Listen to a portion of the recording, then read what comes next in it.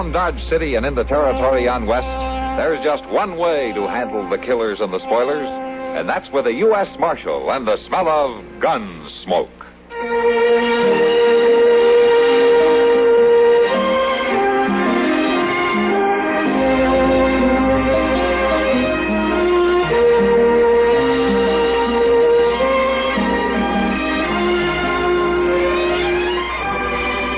Gunsmoke, starring William Conrad. The story of the violence that moved west with young America. And the story of a man who moved with it. I'm that man. Matt Dillon, United States Marshal. The first man they look for and the last they want to meet. It's a chancy job, and it makes a man watchful. And a little lonely.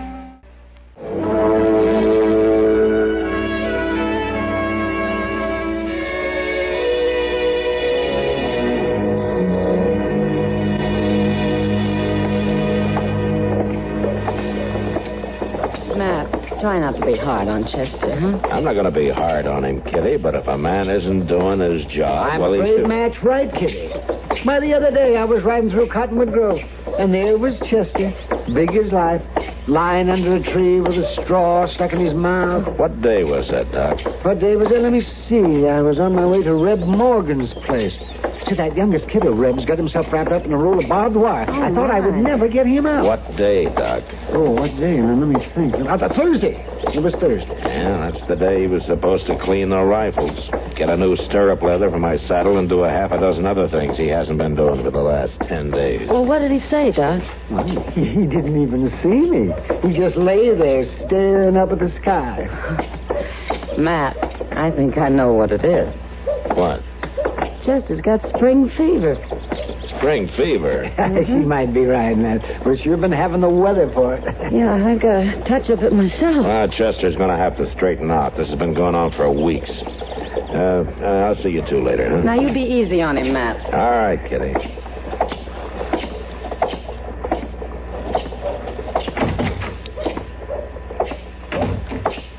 Well, Chester, I'm surprised to see you here. I thought you'd be lying out under a tree somewhere about now.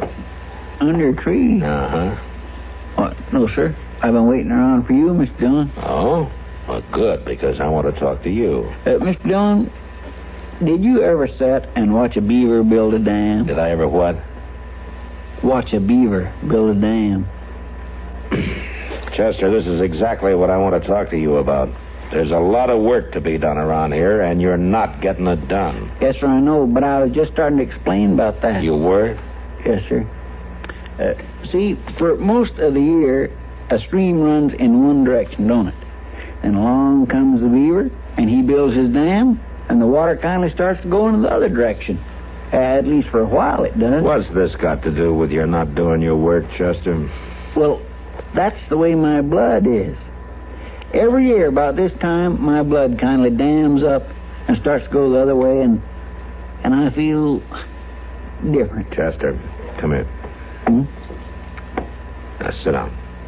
Go on.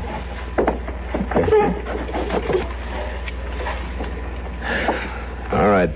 Out with it. Mr. Dillon, there's a lady at that Dodge house waiting to see me. Well, what's so terrible about that? Well, nothing, I guess. Except she come here from St. Louis expecting me to marry her. She what? Chester, what have you been doing? Well, I've been writing letters to some ladies out of town. What ladies? Lonesome ladies, Mr. Dillon. See, I run across a bunch of St. Louis newspapers, and there was all these ads, and well, me feeling like I'm doing all, I just kindly wrote to several of them. And you've never even seen this woman then, huh? No, sir, I ain't. Well, what did you say in the letters? Well, I just told her about myself. The truth? Well, here and there I might have stretched things in mind. Well, what you're trying to tell me, Chester, is that you wrote a bunch of lies And now one of these women is here to call your hand. Is that it? Would you go talk to her, Mr. Dunn, please?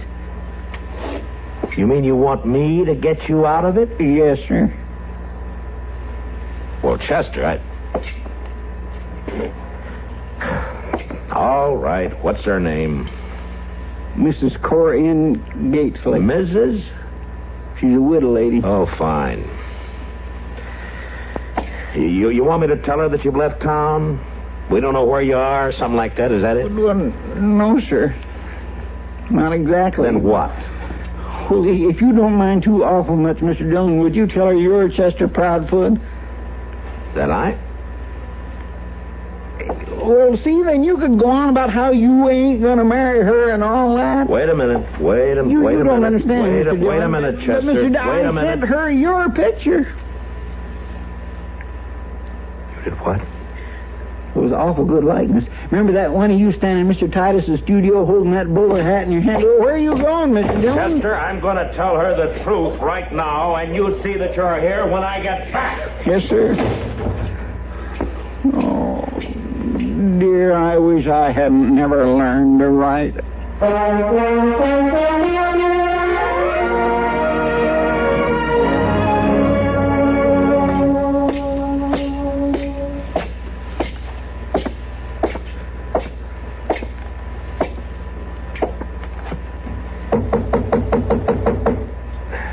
Miss Gatesley?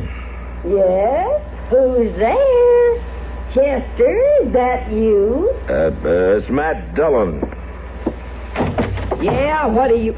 Oh, Chester, darling, you tried to fool Corinne, didn't you? You're a naughty boy. Miss Gatesley, ma'am, I came here to... Chester, you needn't call me that. Just call me Corinne. Well, no, look, ma'am, there's been a little mix-up. Mr. Proudfoot has been kind of playing a game with you. Game? I don't understand. Well, I'm Matt Dillon, and Chester Proudfoot, well, he's another man. He sent you my picture by mistake. Dillon? Seems I've heard that name before. Well, yeah, you have, ma'am. I'm the marshal here in Dodge. The Marshal? That's very interesting, Marshal. The way things have worked out, I may have need of you. Marshal Dillon, I want to show you something. These letters. You see, these were written by this Proudfoot person. Would you please read a few passages? Well,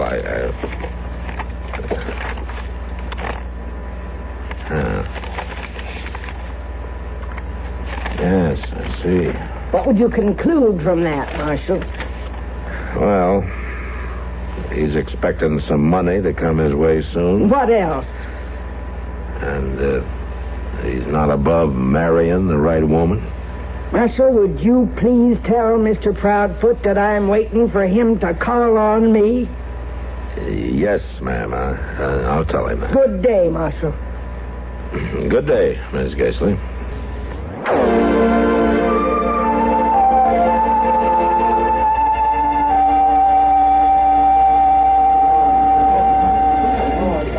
Well, it serves him right. And anyway, Chester should get married. Well, that may be, Doc, but I don't think this is the woman for him. Well, why not, Matt? Well, for one thing, she's sure nothing to look at. She's taller than Chester, and she weighs as much as I do. Oh, Matt, this is wonderful. I can hardly wait for the wedding. Well, don't count on it, Doc.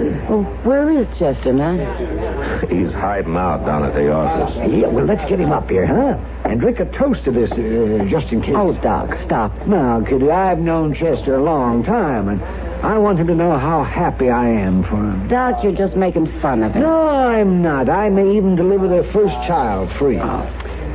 Matt, what are you going to do about this? Well, I'll let Chester worry for a few days just to teach him a lesson, and then I'll try to get her to leave town. Well, how does he explain all this? You'll never believe me, Kitty. But the trouble is, he told her he had money coming in. I've known a few women like that. You know, Matt, there is such a thing as breach of promise. Yeah, if he only hadn't mentioned the money. Matt, wait a minute. What? This woman, you say she's big. Does she have red hair? Yeah, I think she does. She say where she was from? Well, Chester said she's from St. Louis. Why? There's a woman I saw a few times in St. Louis working a saloon. Then a year or so later, the sheriff was looking for her. Yeah. They found the bodies of several men she had married. They'd all been shot and robbed. Well, did they ever find her? Yeah. But they couldn't prove anything on her and had to let her go. Her name then was Bertha Hoskovitz. Would she know you? No. I'd sure remember her. Good. Now, she's staying at the Dodge House. You see if you can get a look at her. Oh, sure. You going to take her in, Matt? There's no way I can yet.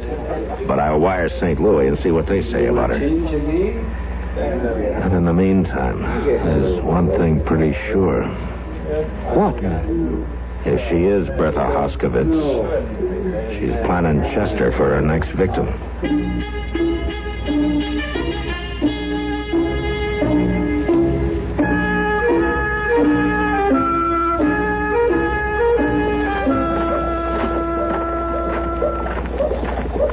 Fine doggone thing.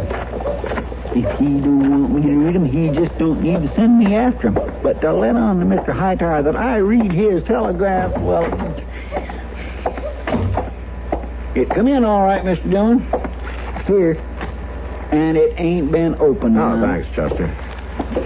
I'll be sitting way over here, Mr. Dillon, where I can't read it.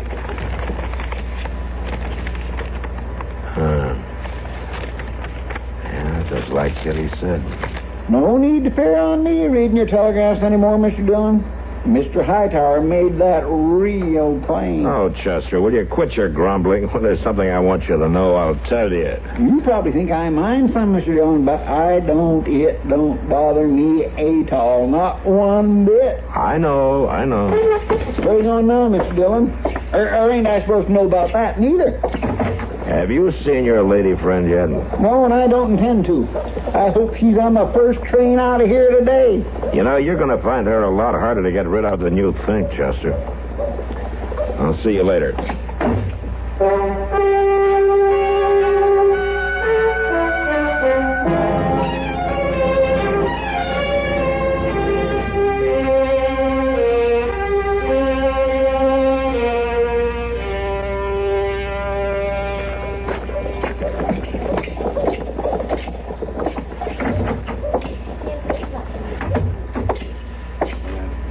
Mr. Bodkin? Oh, well, good morning, Marshal. What brings you into the bank so early? Look, Mr. Bodkin, there's something I'd like to ask you to do for me. Anything you say, Marshal. Well, this is going to involve the use of some of your money. Well, now, Marshal, that doesn't really belong to me. I know that, Mr. Bodkin. Well, just how much money, Marshal Dillon? $5,000. 5,000? Well, Marshal Dillon, people leave their money here on trust, and it's up to me Mr. Bodkin, let's go into your office, and I'll tell you what this is all about, huh? Oh, all right, but $5,000 is a lot of money, Marshal. I know that, Mr. Bodkin.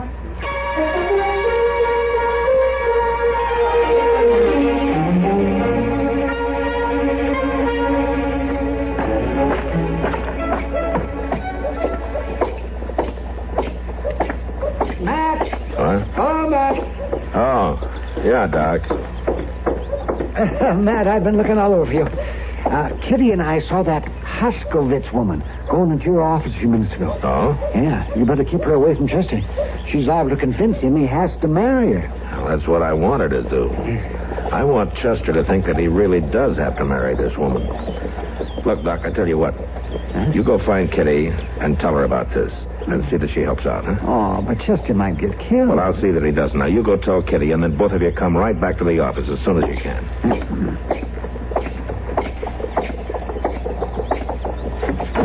Chester Proudfoot, you come out of that cell. No, ma'am, I ain't going to stop that. Miss Jason, here, ma'am. Chester. Oh, good morning, Marshal Dillon. I've come to get my loved one. Chester, what are you doing in that cell? Well, after what I done, Mr. Dillon, I figured I ought to be locked up. Where are the keys? I got them right here in my pocket. Hand them over. Yes, sir. Here you are. Look, I would like to get married to you, ma'am, but you see how things are. There ain't nothing I can do about it. I just can't possibly... Mr. Dillon? Would you like to come out now, Chester? Sure. Oh, thank you, Marshal. It's all right. Let's go on out to the front office, huh?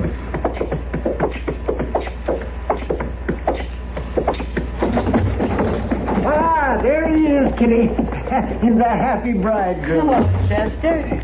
Is this the big day? Well, no. Say, don't I know you, dearie? Oh, not that I know of. Oh, I guess not.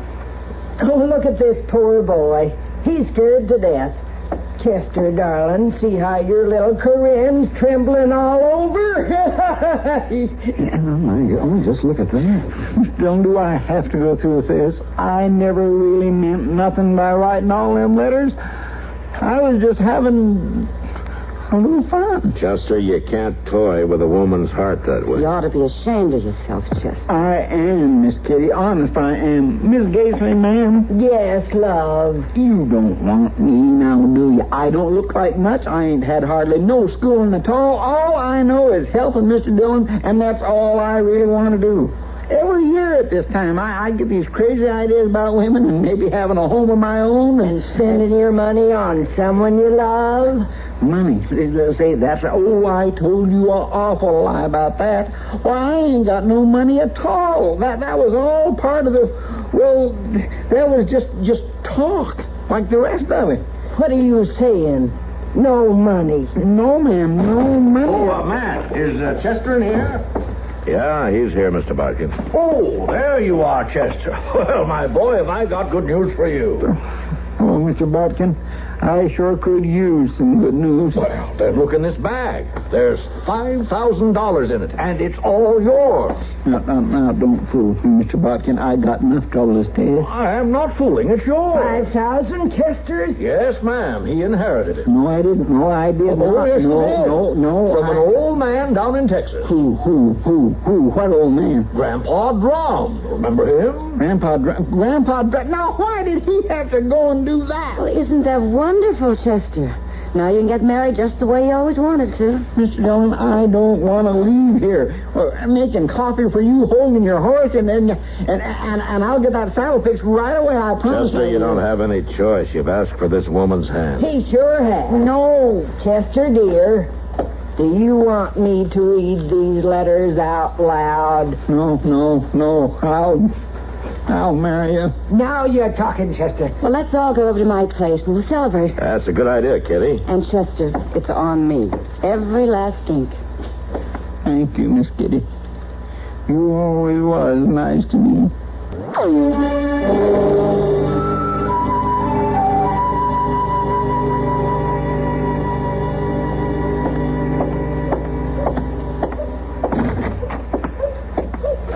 Oh, there you are, Matt. Yeah, here I am. Well, I want... Well, what are you so grumpy about? Oh, I feel kind of bad about what I'm doing to Chester. Well, then why don't you call it off? I can't do that, Doc. I was hoping I was wrong, but... Here, look at this. Huh? What do you mean? What is it? On the telegram? Yeah, this time from Wichita. From Wichita? Let me read this. The woman you describe is Marryin Bertha. She is responsible for 2 disappearances in this area. Found both bodies, but can prove nothing. Suspects she works with male accomplice. Signed Sheffield. Male accomplice? Oh, my. You're going to get Chester killed. I hope not, Doc. Well, she's got tickets for both of them on this afternoon stage to London. I know. And says she won't be married anywhere else. She wants to get Chester and his money away from Dodge, Doc. Well, then, what are you doing about it? I'm going to give her enough rope to hang herself. Well, I just hope Chester doesn't get caught in the same noose.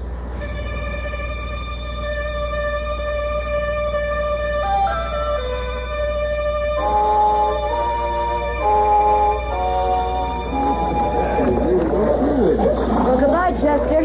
Hurry back to Dodge. Goodbye, Miss Kitty. Somehow this just don't seem real. It's real enough, Chester. Just take a look at that lovely creature next to you. Hello, my dear. Goodbye, Doc. Bye-bye. Bye, Kitty. Bye. Thank you for the party. Ain't nobody seen Mr. Dillon. No, I haven't. Where is Matt, Doc? Well, I don't know, but he better have... well, here he comes. Just look at him. He's wearing a tie, Kitty. And his Sunday suit. Mr. Dillon, did you come to just insist that I get off this stagecoach? No, Chester, I'm going to ride to Larned. You didn't think I'd miss that wedding of yours, did you? No. All right, Jack, let's get this stage going. It's 2 o'clock. All right, Marshal. Everybody out of the way.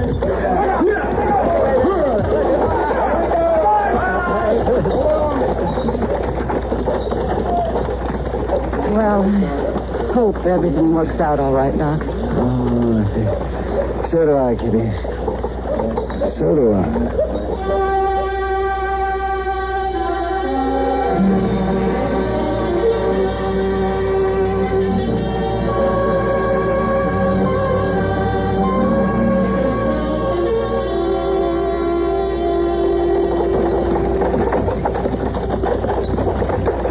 Marshal Dillon, I don't understand why you're coming along. Chester and I have been friends for a long time, Miss Gately. That's the least I can do. Friends. I thought we was friends, Mr. Dillon, till I seen you all dressed up for my wedding. Poor darling. Chester, dear, you'll be happy. After all, love conquers all. Love. I never knew a man could get into such a mess. Mr. Dillon, I was just funnin'. There's at least 4 or 5 other ladies that I wrote to. But I've got you. Yes, ma'am, I reckon you have. Stop them horses, mister. What's this all about? Grab Bertha, Chester, and keep her quiet. What? What is this, a hold-up, Mr. Dillon? Just keep yourself and the woman out of it, Chester. Yes, sir. All right, driver, jump down. I said keep her quiet.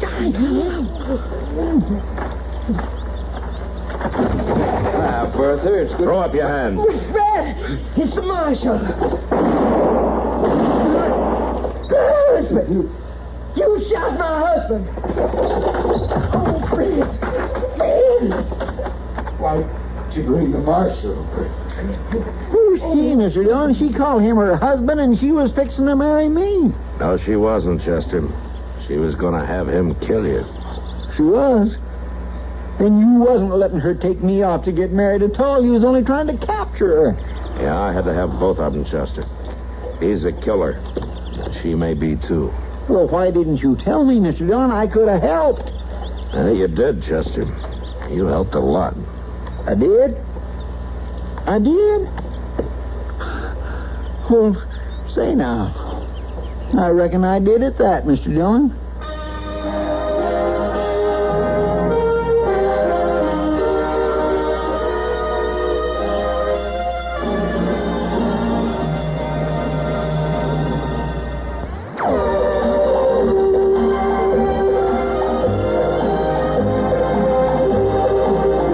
Gunsmoke. Produced and directed in Hollywood by Norman Macdonald, stars William Conrad as Matt Dillon, U.S. Marshal.